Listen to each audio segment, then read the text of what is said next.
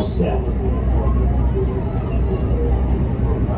The cottage has no air conditioning or heat, but who needs them? My grandparents made do with kerosene lamps and cooking over an open fire.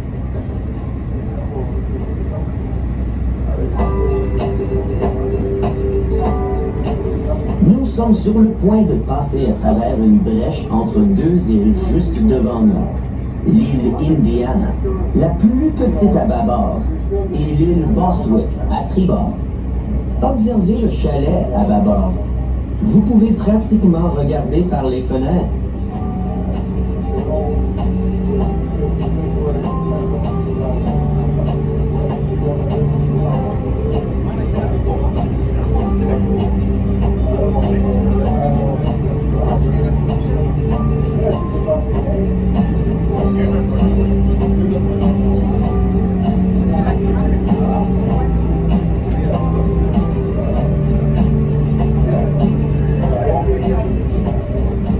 Cette brèche est comme une porte d'entrée au cœur du Admiralty Group, le groupe d'îles où mes grands-parents ont construit notre chalet familial.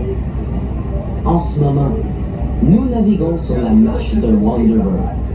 Je pense qu'il a pris ce nom parce qu'il serpente à travers les îles de part et d'autre.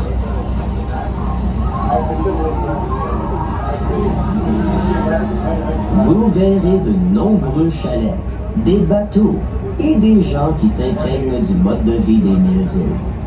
Le Admiralty Group est l'un des groupes d'îles les plus denses avec beaucoup de canaux d'abriter. Donc l'eau est calme et il y a généralement une brise fraîche. Les gens construisent des chalets d'été ici depuis l'époque victorienne. Ces anciens guides familiaux ont une façon de se développer au fil des ans. Au départ, il s'agit d'un simple chalet de 3 pièces, juste assez grand pour mes grands-parents. Ils ont ajouté une chambre pour leurs enfants, puis papa en a ajouté une autre pour moi et mon frère. Une génération à la fois, ce petit chalet s'est transformé en une maison spacieuse.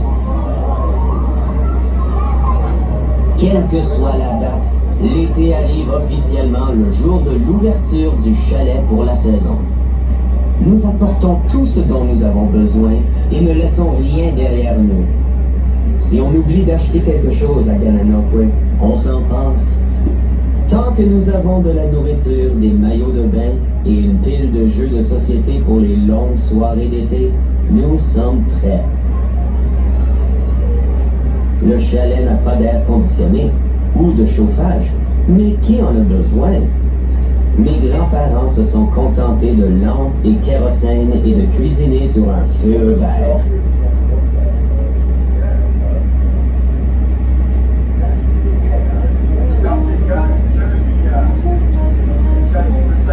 It's a lot of work maintaining a cottage out here. There's no drinking water on the islands, so we have to haul it over from the mainland. We can't pollute the river, so sewage goes in a tank. Then someone has to empty it. Fortunately, there's a service that comes around and does that for us. We call it the honey barge.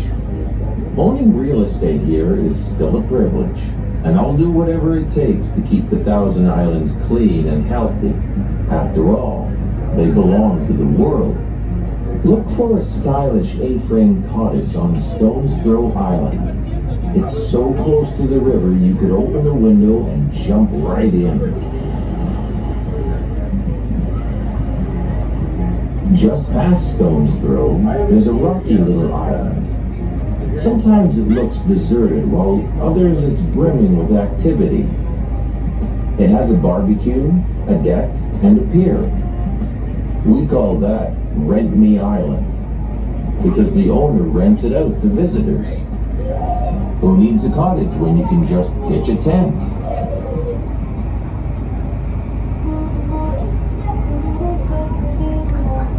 C'est un sacré travail d'entretenir un chalet ici. Il n'y a pas d'eau potable sur les îles. Nous devons donc la transporter du continent. Nous ne pouvons pas polluer le fleuve, alors les eaux usées vont dans un réservoir. alors quelqu'un doit le vider. Heureusement, il y a un service qui vient faire cela pour nous. Nous l'appelons la barge à miel. Posséder des biens immobiliers ici est toujours un privilège. Et je ferai tout ce qu'il faut pour garder les Mille-Îles propres et saines. Après tout, elles appartiennent au monde. Recherchez un élégant chalet à charpente en A sur l'île de Stone's Throw. C'est si près du fleuve qu'on pourrait ouvrir une fenêtre et sauter à l'intérieur.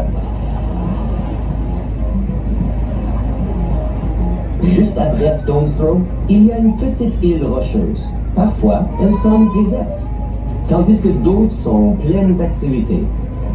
Il y a un barbecue, une terrasse et une jetée. Nous l'appelons l'île Rent Me, parce que le propriétaire le loue à des visiteurs. Qui a besoin d'un chalet quand on peut simplement...